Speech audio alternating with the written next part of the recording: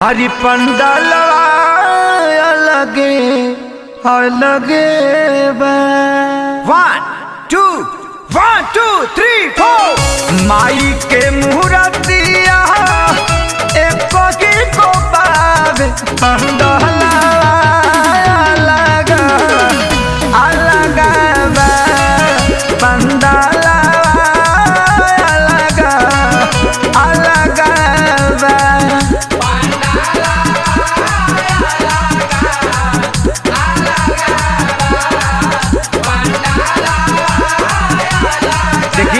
जितना लोग माई के दरबार में आइल बा हम सबसे कह कि तनी मीठा मीठा ताली बाजत रही तो सबके मन लागत रही। और माई के दरबार है में झूमे के चाहिए, ताली बजावे के चाहिए। भैया एगो मुक्तक हो जाओ। एक तो माँ साल भर पर आती है, एक तो माँ साल भर पर आती है और भक्तगण ताली बजाने से रेखा सुधर जाती है। सच्चे दरबार की पंडाला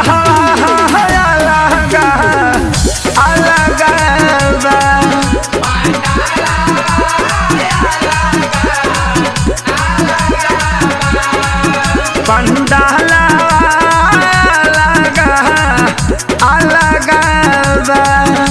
तनी रोक दिया भैया, रोक दिया। भाई बहुत लोग के तरफ से पुरस्कार आइल बा।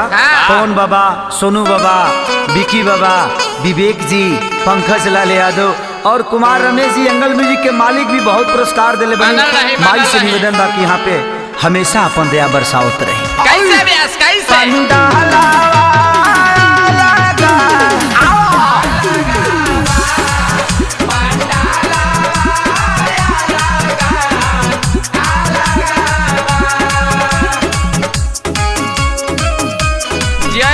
भाई जी आज म्यूजिक बाय टिंकू तूफान।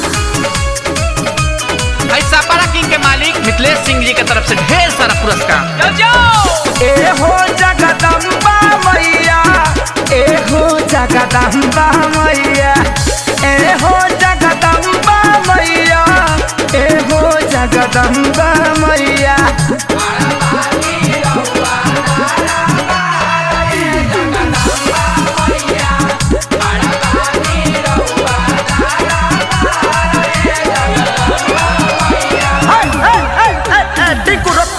भाई देखा जे भी कुर्सी फेंकता हम हाथ जोड़ के प्रार्थना करतनी कि वो कुर्सी मत फेंकी। ई माता के जागरण है, हाउ को गाना हम ना गा पाई, ऐसे थोड़ा सा बंधन बा। अरे आज माई के जागरण सुनली, फिर कब प्रोग्राम होई तो गईबे करीले हम। अब आई आई आई आई आई आई आई आई अब सुनी नया भाव। हाँ सुनावा बेयास। अरे काहे नहीं खू आवत मैया लइका तोहर बोलाता।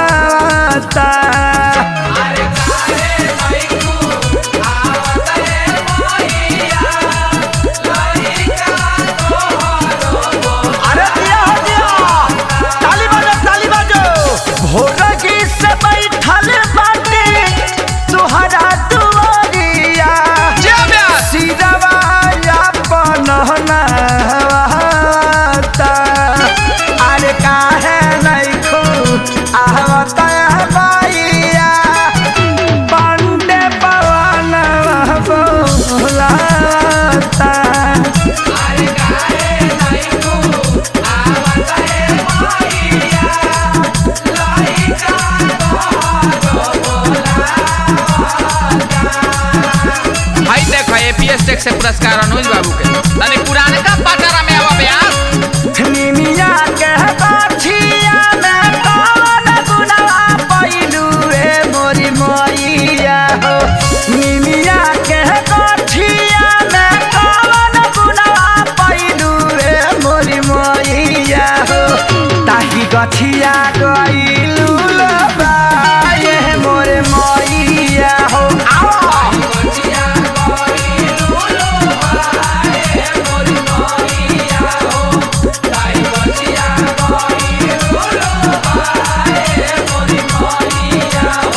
जी 2000 के खुदरा दे के 100 रुपया ले। अरे जाई ना महाराज, हम 20 बार अब नाव बोल दे 2000 खत्म।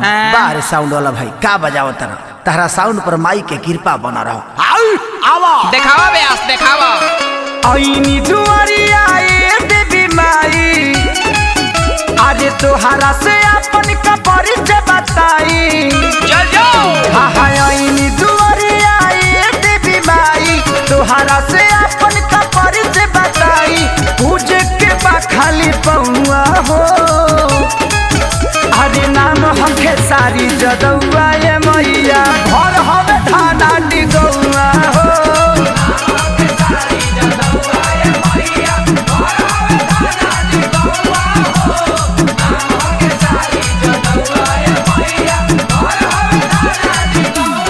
देखी तनी हम चाय पी के आवो तनी सर ओ बरा से गावो तनी गला सूख गइल बा आ ओही में कपड़ो चेंज कर ले।